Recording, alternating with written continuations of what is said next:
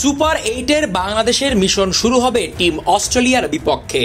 তবে সাকিব আল হাসানের জন্য এই লড়াইটা নাম্বার 1-এর বিপক্ষে। অলরাউন্ডারদের র্যাঙ্কিংয়ে নিজের শীর্ষস্থান হারিয়েছেন সাকিব, আছেন টি-20 র্যাঙ্কিংয়ে 3 নম্বরে। অন্যদিকে সর্বোচ্চ পয়েন্ট নিয়ে নাম্বার 1 অলরাউন্ডার মার্কাস স্টোয়নিস। শুধুই মার্কাস নয়, ওজি টিমে রয়েছে একাধিক অলরাউন্ডার। সম্পর্কগুলো যেন থাকে মমতায় ঘেরা।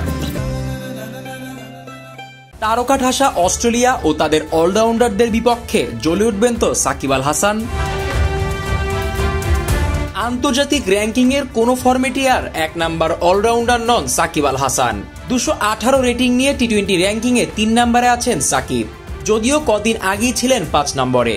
অন্যদিকে 231 রেটিং পয়েন্ট নিয়ে সবার উপরে OG allrounder Marcus Stoinis.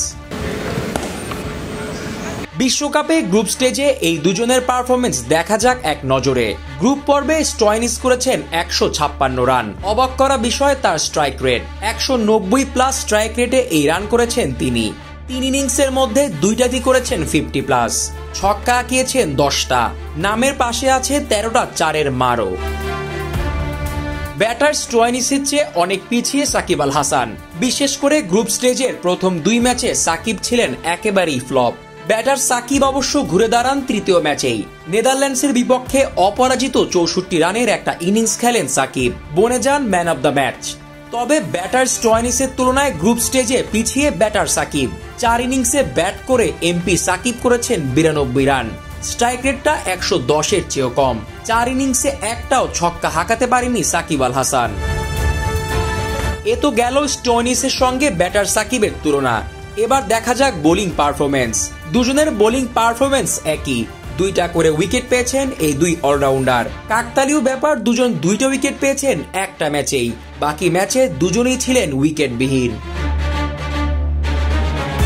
Group পর্বে এই 2 অলরাউন্ডারের পারফরমেন্স বলা হলো। বোঝাই যাচ্ছে ব্যাটার স্টোয়নিসের থেকে অনেকটা পিছিয়ে ব্যাটার সাকিব। শুধুই স্টোয়নিস একা নয়, ওজি শিবিরে আছেন গ্লেন ম্যাক্সওয়েল ও টিম ডেভিডের মতো অলরাউন্ডাররা।